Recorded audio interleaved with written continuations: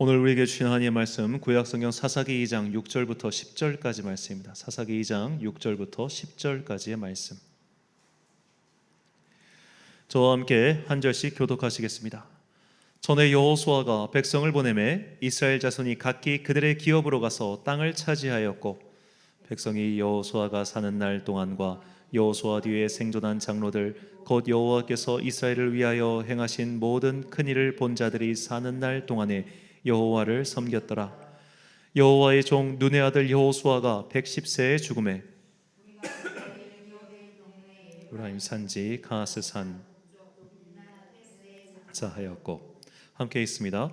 그 세대의 사람도 다 그 조상들에게로 돌아갔고, 다른 세대는 여호와를 알지 못하며 여호와께서 이스라엘을 위하여 행하신 일도 알지 못하였더라. 아멘. 망각의 늪에서 탈출하라는 제목으로 하나님의 말씀 선포하겠습니다. 저는 지금까지 대통령 선거에서 한 번도 1번과 2번을 찍은 적이 없습니다. 그러니까 저는 좌측도 우측에도 속한 사람이 아님을 먼저 분명히 말씀드리고 설교를 시작합니다. 왜냐하면 이제 오늘은 특정 정치인에 대한 예시를 처음에 들 건데, 이 정치인의 자체가 설교에 언급되는 걸 좀 싫어하는 분들이 계셔가지고 이 점 양해를 드립니다. 이분이 굉장히 좋은 예시이기 때문에 어쩔 수 없었습니다.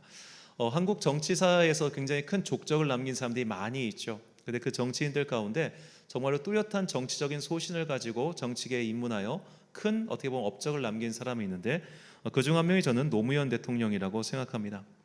자, 이 노무현 대통령은 원래 변호사였는데 그가 이제 나중에 여러 가지 사건에 휘말려서 인권 변호사의 길을 걷게 되죠. 그러다가 이제 그가 이제 어떻게 보면 그 당시 김영삼에게 눈이 띄어가지고 정치계에 입문을 하게 되었고, 이후에는 민주당으로 적을 옮겨서 이제 그쪽 부산 지역에 계속해서 출마를 하게 됩니다. 이 사람이 부산 지역에 출마를 하게 된 이유는 매우 단순했습니다. 본인이 볼 때 이 한국 사회 당시 제일 큰 문제는 이 동서화합 지역 갈등이었던 거예요.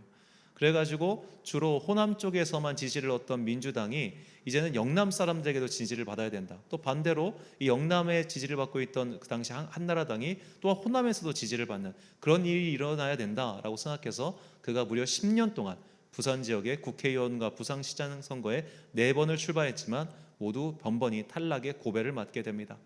자, 그가 이제 이 10년 동안 탈락한 것이 그에겐 굉장히 큰 정치적 자산이 되었죠. 그래서 사람들은 꿈을 위하여 돌진하는 바보, 그래서 그를 바보 노무현이라 부르기 시작했습니다.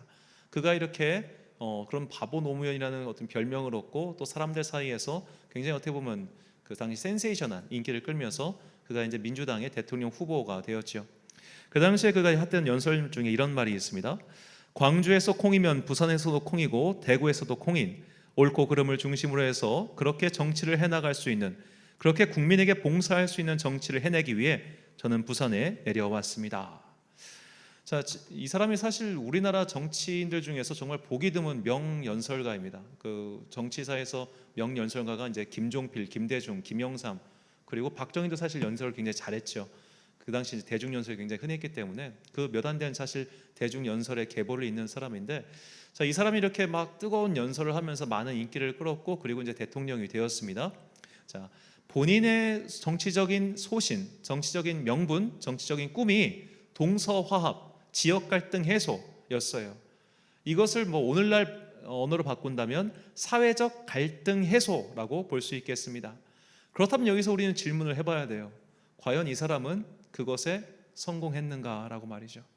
자, 물론 본인이 세운 꿈을 항상 본인이 다 실천할 수 있는 것은 아니기 때문에 그것은 논외로 치고, 그러니까 그의 어떤 정치적 업적이 성공이냐 실패했냐 그것은 논외로 치고, 과연 오늘날 스스로를 혹은 다른 사람들이 나는 노무현의 정치적인 후계자다라고 자타공인하는 사람들이 과연 이런 노무현의 꿈, 즉 지역 갈등 해소, 사회적 갈등 해소를 위해 노력했고 또 그것을 노력하고 있는가, 이것이 오늘 우리가 한번 생각해 봐야 될 질문입니다.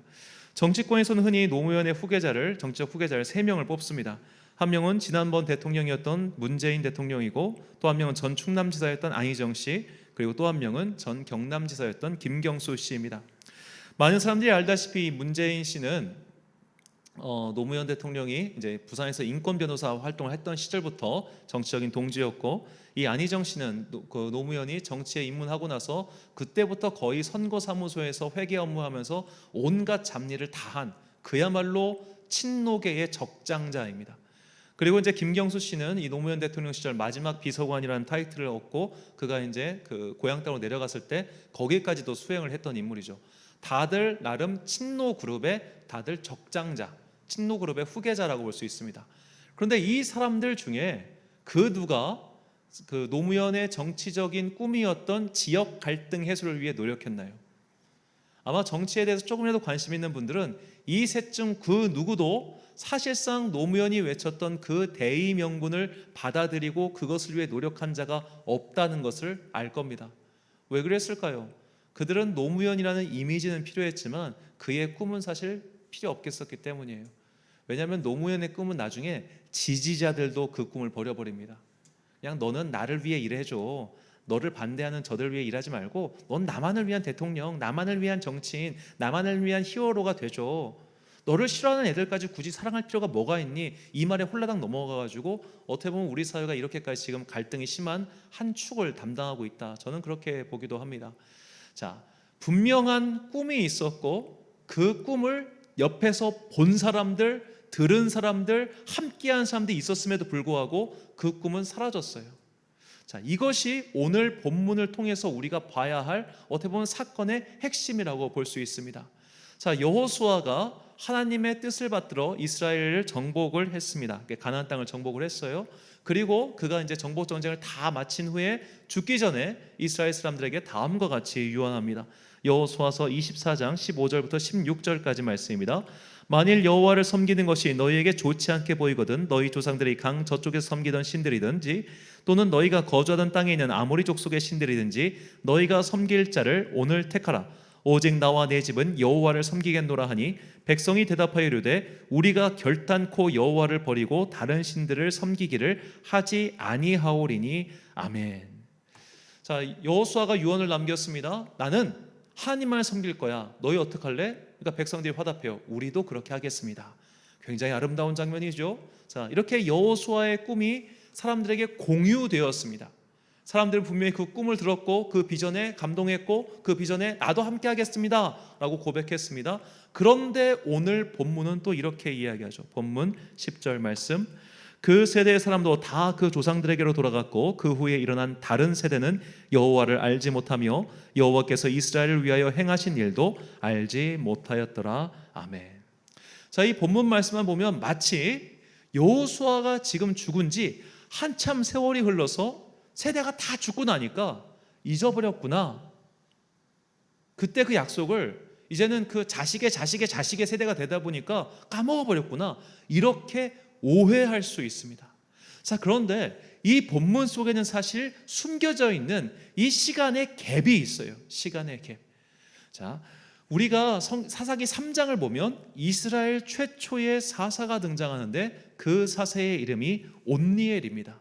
최초의 사사 온니엘. 자, 그런데 이 온니엘에 대해서 성경은 이렇게 설명해요. 사사기 3장 8절과 9절 말씀, 여호와께서 이스라엘에게 진노하사 그들을 메소보다미아 왕 구산 리사다임의 손에 파셨으므로 이스라엘 자손이 구산 리사다임을 8년 동안 섬겼더니 이스라엘 자손이 여호와께 부르짖음에 여호와께서 이스라엘 자손을 위하여 한 구원자를 세워 그들을 구원하게 하시니 그는 곧 갈렙의 아우 그나스의 아들 온니엘이라.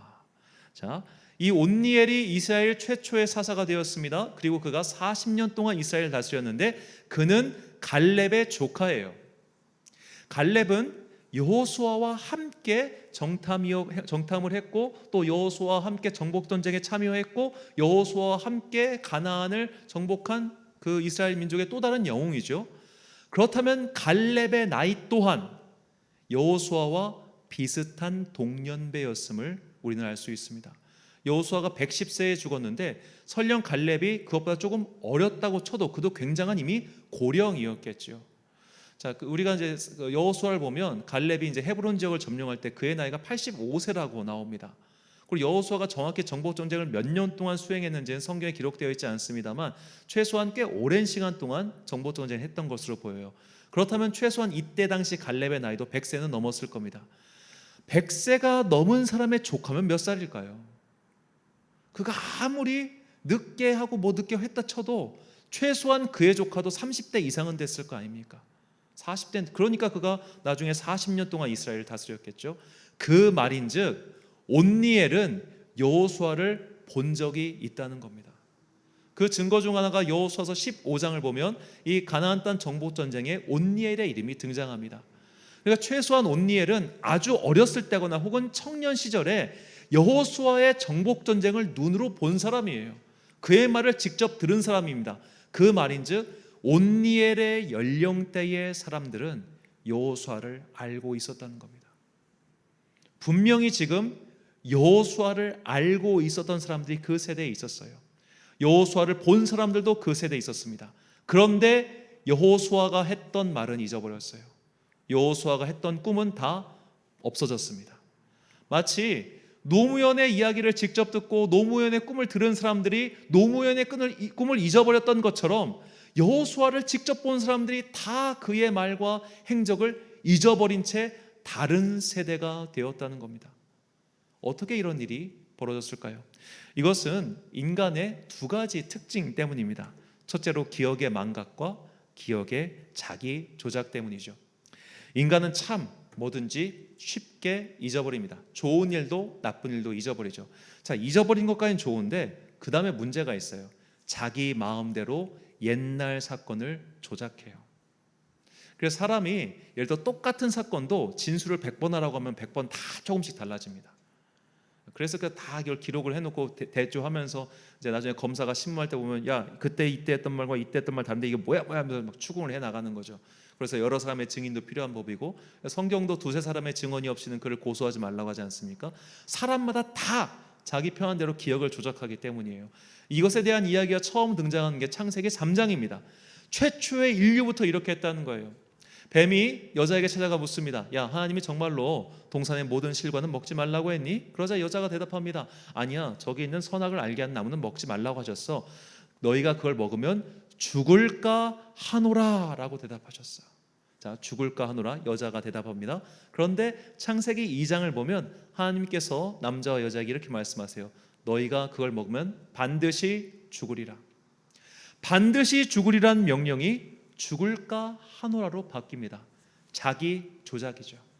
이처럼 인간은 여러 가지 사건, 말들 그런 것들을 자기 편한 대로 바꾸고 조작해요. 그것이 하나님의 명령이라 할지라도 말입니다. 자, 이스라엘 백성이 모세를 통해서 율법을 받았을 때는 그들이 소수였을 때였습니다.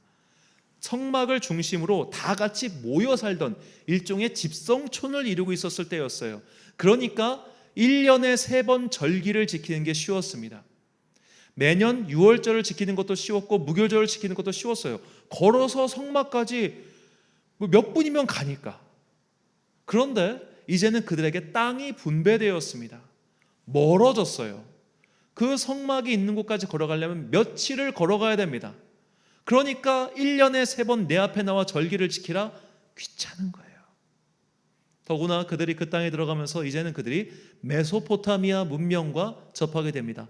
아, 나는 그동안 여호와 하나님만 있는 줄 알았는데 바알이라고 하는 신도 있네, 아세라라고 하는 신도 있네. 그런데 얘네들은 우리한테 따로 요구하는 게 없어. 그냥 돈만 내놓으래.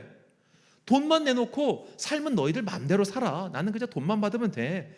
이렇게만 얘기하니까 얼마나 좋아요. 그래서 그들은 돈만 바치면 되는 바알과 아세라를 섬기기 시작하는 겁니다. 너무나 많은 것을 요구하는 이 귀찮은 여호와 신앙. 아우 귀찮아. 뭘 일주일에 한 번씩 다 쉬어야 되고 뭐 1년에 3번씩 해야 되고 세상에 절기는 또 왜 이렇게 복잡하고 예배 순서는 왜 이렇게 많아. 아유 나 못하겠다. 아유 귀찮아. 이러면서 들었음에도 불구하고 그들은 잊은 채 살아간 거예요. 망각해버렸고 조작해버렸습니다. 이것이 오늘 우리의 현실과 너무나 비슷하다는 거예요. 우리는 모두 다 하나님을 만난 경험이 있는 사람들입니다. 만나지 않은 사람은 안 와요. 만나지 않은 사람은 예배를 드리지 않습니다. 우리가 예배를 드린다는 것 자체가 내가 주님을 만났다는 굉장히 중요한 증거입니다.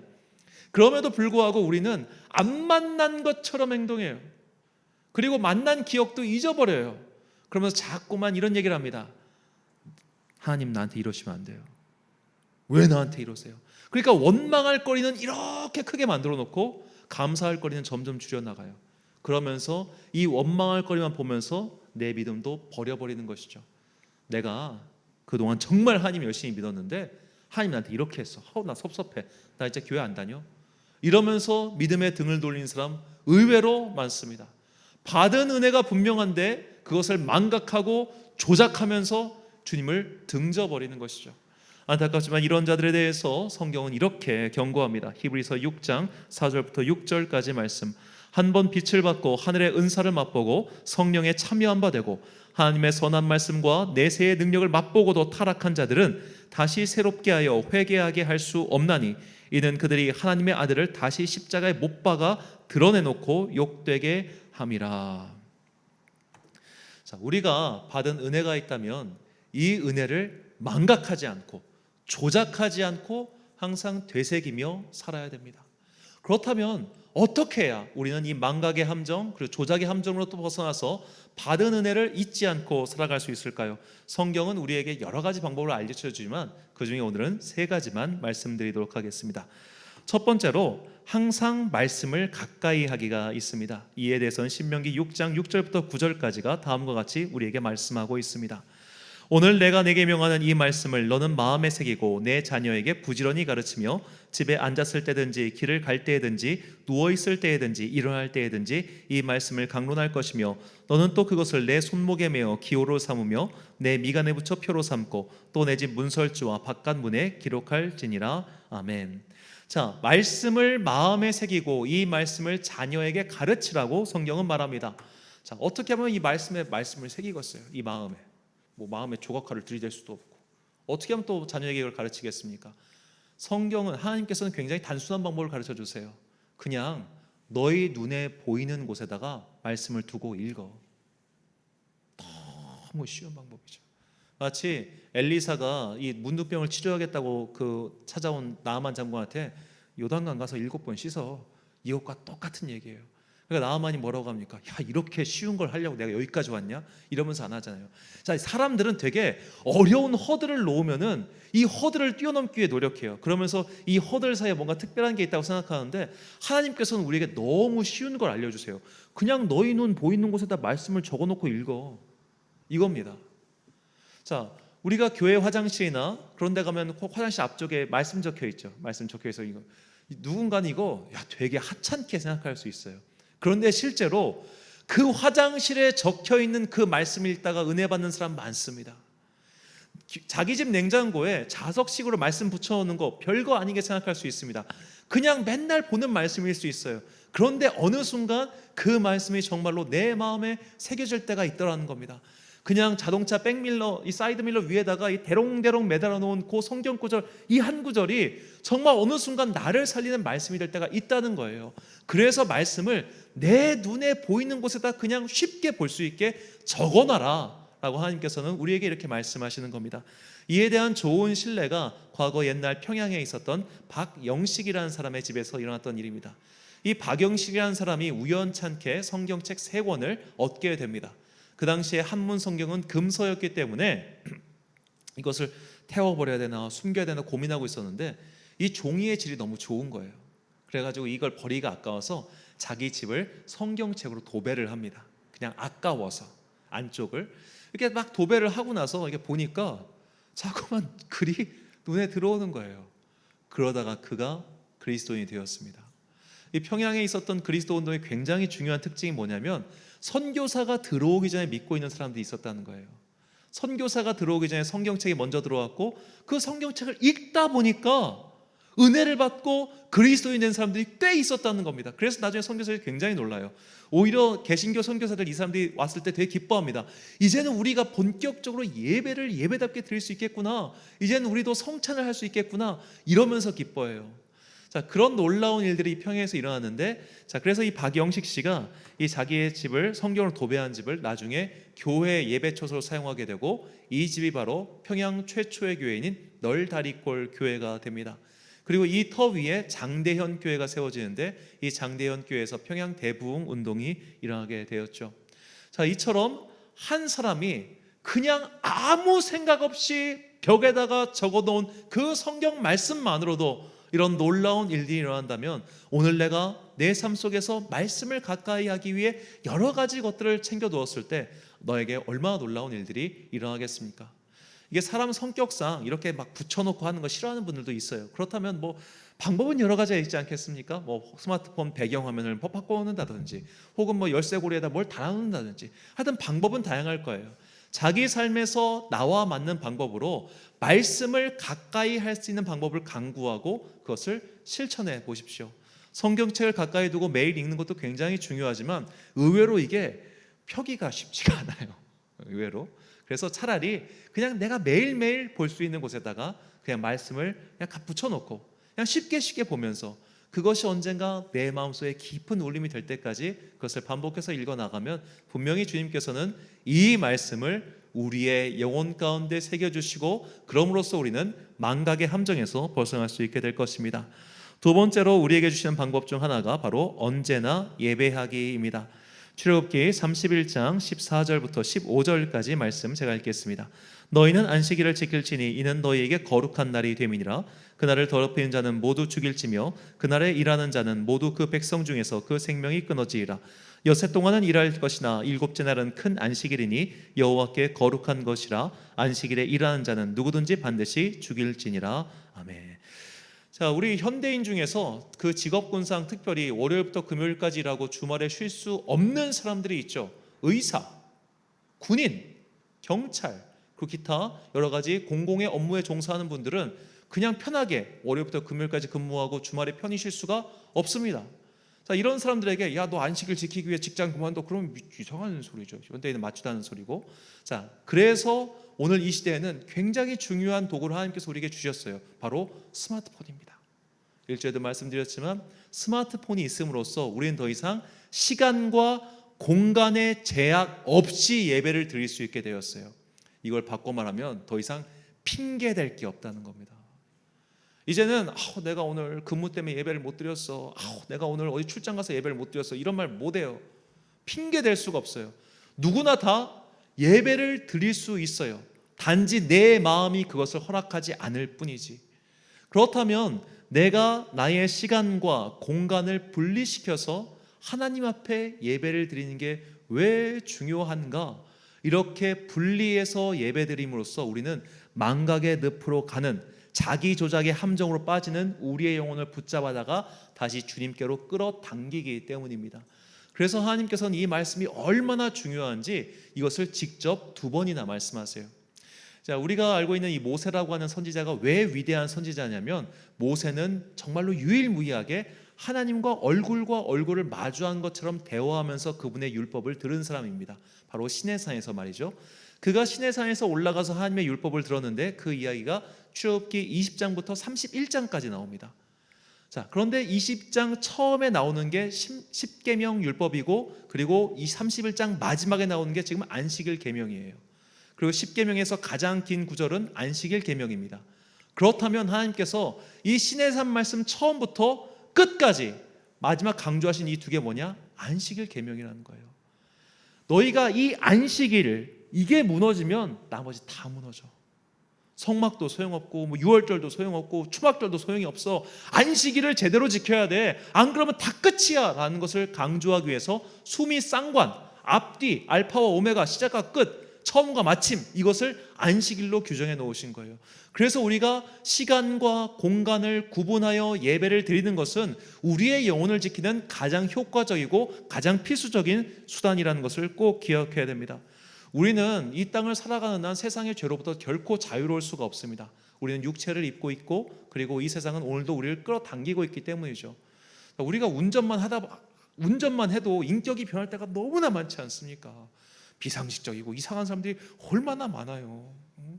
저도 이렇게 큰 사거리 우리 건널 때마다 며칠 전에는 어떤 중학생이가 남자애가 역주행으로 뛰어오더라고요. 길을 뛰어와. 난 너무 황당해가지고 제가 제정신이 낸가? 밤에 보이지도 않는데 차라리 정방향으로 뛰어가면 그러려니 하겠어요. 그러니까 치이고 싶었나 봐 지는. 그리고 가로질러 가시더라고. 이 큰 길을. 여기 저희 앞에가 이제 8차선 도로거든요. 그런 사람들도 있어요. 그러다 보면 세상에 참 다양한 미친 사람들이 있고, 요새는 또나 킥보드부터 시작해서 배달 오토바이까지 온갖 게 있지 않습니까? 우리의 인격을 시험하는 일이 너무나 많이 일어나고 있어요. 이런 세상에 살다 보면 우리 인격이 뒤집어질 때가 많이 있다고. 그렇기 때문에 우리가 이 세상을 살면서 죄에 물들지 않고 하나님의 온전한 은혜를 바라보기 위해서는 항상 이렇게 시간과 공간을 구분하여 예배드리는 우리의 절대적인 태도가 필요합니다. 그걸 통해서 우리는 은혜를 망각하지 않고 자기 조작의 함정에 빠지지 않고 주님의 나라를 향해서 전진할 수 있는 것이죠. 마지막 세 번째가 바로 선한 교제 나누기입니다. 빌레몬서 1장 6절과 7절 말씀입니다. 이로써 내 믿음의 교제가 우리 가운데 있는 선을 알게 하고 그리스도께 이르도록 역사하느니라. 형제여, 성도들의 마음이 너로 말미암아 평안함을 얻었으니 내가 너의 사랑으로 많은 기쁨과 위로를 받았노라. 아멘. 자, 우리가 아무리 말씀을 가까이서 읽고 또 예배를 드려도 우리는 참 기억 조작의 달인이라 변하기 쉽상입니다. 그 좋은 예가 바리새인이죠. 바리새인만큼 예배 열심히 드리고 말씀을 열심히 읽은 사람들이 없었지만 그들은 변질되었습니다. 왜냐? 자신의 변질을 통제해 줄 수 있는 동료가 없었기 때문이에요. 어째서 하나님께서 두 사람 이상 모인 곳에 내가 너희의 이름을 함께 하겠다고 하셨느냐? 즉 하나님이 혼자서 교회를 세우지 않고 두 사람 이상이 모인 곳에 교회를 세우신 이유는 함께 성장하는 믿음의 동료가 중요하기 때문입니다. 나와 함께 있는 믿음의 동료는 나와 밥을 먹기 위해 존재하는 사람이 아니라 나와 함께 하나님 나라를 가기 위해서 필요한 존재예요. 때로는 그가 나를 지적해 줄 수 있습니다. 때로는 그가 나를 권면해 줄 수 있습니다. 때로는 내가 그를 권면해 줄 수 있습니다. 의외로 우리는 자신을 객관화시키지 못해요. 내 신앙의 상태가 지금 어그러져 있다는 것을 몰라요. 하다못해 우리가 헬스장에서 운동을 해도 둘이서 운동하면 훨씬 효과적인 것처럼 신앙생활 또한 혼자서 하면은 외골수 같은 사람이 되기 십상입니다. 그래서 함께 신앙생활하면서 서로의 고칠 것은 고쳐주고 격려할 것은 격려하며 함께 기도하는 가운데 서로 성장해 나가야 되죠. 그런데 우리는 참 남의 충고를 곱깝게 듣는 경향이 있습니다. 저 같은 목사는 더욱 심하고요. 그래서 우리에게 참 믿음의 동역에 있어 필요한 것이 겸손한 마음입니다. 그가 하는 말을 허투루 듣지 않고 지금 저게 주님께서 나에게 하시는 말씀일 수 있어. 그러니 내가 기도하며 분별해보자. 비록 듣는 순간 기분은 나빠도 그것을 분별하며 들을 때 우리는 믿음의 동역자들을 통해서 아름다운 하나님 나라를 향해 나아갈 것이며 이처럼 망각의 함정, 기억 조작의 함정에서 벗어나게 될 것입니다. 이것을 알고 있었던 구약성경의 지혜자는 우리에게 다음과 같이 권면합니다. 전도서 12장 1절과 7절 말씀 함께 읽겠습니다. 시작. 너는 청년의 때에 너의 창조주를 기억하라. 곧 곤고한 날이 이르기 전에 나는 아무 낙이 없다고 할 해들이 가깝기 전에 흙은 여전히 땅으로 돌아가고 영은 그것을 주신 하나님께로 돌아가기 전에 기억하라. 아멘. 사랑하는 천안 광성교회 성도 여러분, 그리고 이 예배를 함께 드리고 계신 귀한 주님의 자녀 여러분, 우리는 망각의 동물이며 기억 조작의 달인들입니다. 받은 은혜를 잊어버릴 뿐만 아니라 온갖 핑계를 대며 빠져나갈 구멍을 찾는 이들이죠. 그러므로 한 번 받은 은혜를 지키기 위해서 꾸준히 노력하십시오. 믿음 생활은 장거리 달리기와 비슷합니다. 장거리 달리기는 한 번 시작하면 쭉 갈 수 있지만 중간에 멈추면 다시 뛸 수가 없습니다. 그러므로 어떤 구간에서는 속도를 빠르게 낼 수도 있고 어떤 구간에서는 속도를 더디 낼 수도 있지만 결코 그 달리기를 멈춰서는 안 될 것입니다. 이를 위해 우리는 항상 말씀을 가까이 하고 또 항상 예배를 드리며 지금 함께 있는 이 믿음의 동료들과 함께 하나님 나라를 향해 나아가야 됩니다. 그때 우리는 비로소 망각의 늪에 빠져버리고 자기 기억 조작의 함정으로부터 벗어나 받은 은혜를 그 이상을 바라보며 살아가는 주님의 거룩한 자녀가 될 것입니다. 받은 은혜를 잘 지키고 마침내 주님 앞에 나아가 승리의 면류관을 얻는 여러분과 제가 되시길 간절히 축원합니다. 기도하겠습니다. 사랑과 은혜가 충만하신 아버지 하나님, 우리는 모두 당신께 은혜를 받아 이 자리에 나온 당신의 자녀들입니다. 그럼에도 불구하고 우리는 망각하고 자기 스스로 기억을 조작해버려서 받은 은혜는 작게 만들고 주님께 원망할 것들만 더욱더 키워서 그것을 핑계삼아 신앙의 길에서 이탈해버리곤 합니다. 주님, 우리가 우리 앞에 놓여져 있는 이 믿음의 경주를 끝까지 마칠 수 있도록 항상 성령님께서 우리를 인도하시고 도와주옵소서.